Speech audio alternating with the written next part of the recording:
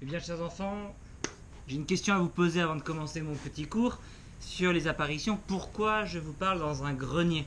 Alors, si vous avez bien écouté la dernière leçon, normalement, vous devriez pouvoir me répondre assez rapidement. Pourquoi je parle dans un grenier? Est-ce que c'est parce que je viens vous raconter les apparitions que la Sainte Vierge me fait dans le grenier de la maison? Non, vous le savez bien. Alors, pourquoi je vous parle dans un grenier? Parce que je vous ai dit, la Sainte Vierge, elle parle dans le silence de notre cœur. Et vous voyez, on a tous dans notre cœur un petit grenier comme ça, où il n'y a personne dedans. Il n'y a personne. Personne ne peut rentrer, sauf le bon Dieu. Même pas vos parents, même pas n'importe qui, même pas vos amis. Dans votre grenier, il n'y a que le bon Dieu. Et vous voyez, la Sainte Vierge, elle apparaît dans les greniers des petites âmes. Et elle vient parler dans votre cœur.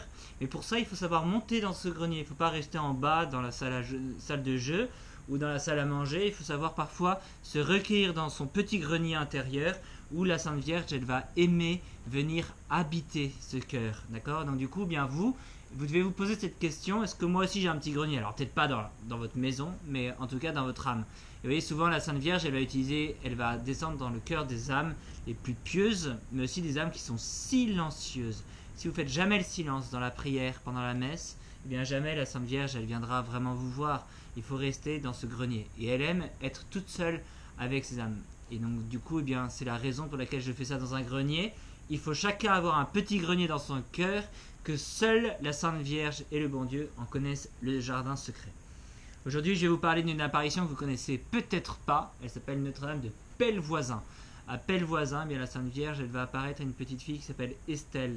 Estelle, en 1876, eh bien, elle est très pauvre et elle est très malade. Donc vous allez vous dire, oh là là, elle n'a pas beaucoup de chance dans sa vie, parce qu'elle est à la fois malade et à la fois pauvre. Normalement, c'est les deux. Mais je vous rappelle que Sainte Bernadette était très pauvre et puis qu'elle est morte de la tuberculose. Donc du coup, eh bien, ces grandes saintes, eh bien, souvent, on peut se dire eh bien, qu'elles n'avaient pas beaucoup de chance. Mais au contraire, Estelle, elle va avoir beaucoup de chance dans sa vie, même si elle est très pauvre et même si elle est très malade. Parce que, eh bien, comme elle va être très malade, eh bien, elle va vouloir rentrer au couvent. Comme elle est très pauvre, elle va quand même vouloir rentrer au couvent. Et puis le couvent va lui dire, eh bien, vous êtes trop fatigué, vous êtes trop faible pour le faire, pour rentrer dans la vie religieuse, parce que c'est trop exigeant. Alors elle sera bien triste. Il y a une gentille famille qui va l'accueillir pour qu'elle puisse servir dans cette famille. Et puis malheureusement, elle sera tellement malade qu'il y a un médecin qui va lui dire qu'elle va bientôt mourir. Alors, eh bien, cette jeune fille, Estelle, au lieu de pleurer, se lamenter sur son sort, eh bien, elle va écrire une petite lettre à la Sainte Vierge. Elle va écrire une lettre à Notre-Dame de Lourdes. Vous voyez, c'est étonnant. Et Notre-Dame de Lourdes, elle venait d'apparaître donc dans les Pyrénées. Elle est dans l'Indre, donc elle est beaucoup plus au nord. Et à Notre-Dame de Lourdes, elle va écrire une petite lettre pour lui demander la guérison.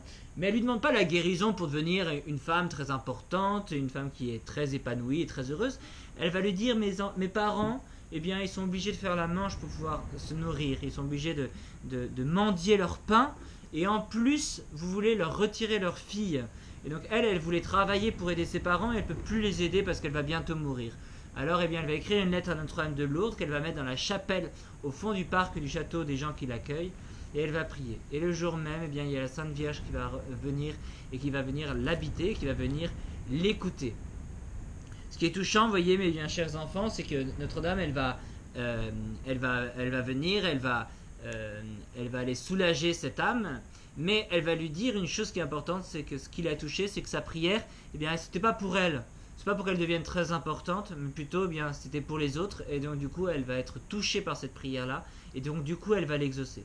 Donc notre prière, c'est pas toujours pour que nous soyons toujours le meilleur. Ça sert à rien de demander ça à la Sainte Vierge, de devenir le meilleur de la classe, de devenir le meilleur de la famille, le plus fort en sport ou ailleurs. Mais la plus importante, c'est de prier. Prier pour les autres. Et là, elle dit, moi, je prie pas pour guérir, mais je prie pour les autres. Et la deuxième chose qui est intéressante dans cette petite apparition, vous voyez, c'est que la Sainte Vierge, eh bien, elle va dire, eh bien, écoute, tu vas souffrir encore 5 jours. Et puis dans 5 jours, tu seras guéri. Et en fait, au bout de 5 jours, la jeune fille, eh bien, elle va dire, mais en fait, moi, j'ai plus envie d'être guérie. Pourquoi? Parce qu'en fait, je vous ai dit, elle est très pauvre, elle est aussi très malade, mais elle se plaint pas, elle a envie d'aller au ciel. Donc elle se dit, bah, ça va être une super occasion d'aller au ciel. Et au contraire, eh bien, du coup, la Sainte Vierge, eh bien, elle va lui dire, tu n'as pas le droit d'être un enfant gâté. Le bon Dieu te donne la vie, et la vie, c'est le plus grand trésor que tu peux avoir sur terre. Alors du coup, eh bien, tu dois savoir remercier le Seigneur, eh bien, d'être encore en vie. Et que peut-être qu'on nous sommes faits pour le ciel, mais peut-être que notre mission aussi sur terre, c'est la mission de tous les grands saints, et donc c'est aussi votre mission. Eh bien votre mission c'est d'essayer de découvrir combien le ciel est beau, combien ce grenier où il y a Jésus qui habite, eh bien on y est heureux, et d'essayer de montrer à tout le monde sur terre combien ce ciel est heureux. Ça sert à rien d'être un égoïste et d'essayer de vivre tout seul dans son coin pour aller au ciel, et puis quand le ciel nous arrive, eh bien tant mieux pour nous. Non, on doit essayer d'amener le plus de monde possible au ciel, et pour cela, eh bien, on doit rester le plus longtemps possible sur terre pour leur montrer combien le ciel est beau. Donc rappelez-vous ça, le ciel est beau, le ciel est magnifique, mais il faut le montrer aux autres parce qu'il y en a plein qui l'ont oublié. Donc on va prier pour les pauvres pécheurs, mais on va aussi prier pour cela. Et ne dites pas au bon Dieu, eh bien, retirez-moi de cette vie pour que je puisse aller enfin vous contempler au ciel, parce que déjà ce ciel il commence sur cette terre, et ce ciel, eh bien, il va commencer dans le ciel de votre âme, qui est ce petit grenier intérieur. Alors eh bien, on va demander à Estelle de prier pour nous, de prier à Notre-Dame de Pellevoisin de prier pour nous que nous puissions montrer, c'est notre mission, c'est de pas aller au ciel tout de suite, mais d'attendre pour aller parler du ciel à tous nos amis autour de nous dans la joie de Marie. Notre-Dame de Fatima, priez pour notre école. Saint Joseph, protégez nos familles. Notre-Dame de Pellevoisin, montrez-nous le chemin du ciel. Et si vous êtes encore avec moi, eh bien, je vais vous montrer, eh bien, ce que cache notre grenier. Parce que dans un grenier, il y a toujours des choses qui se cachent.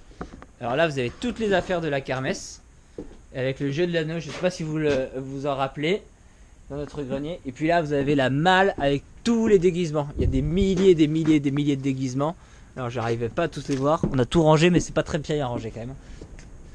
Et là, vous avez encore plein de déguisements. Et après, vous avez la malle avec que des chapeaux qui est juste derrière.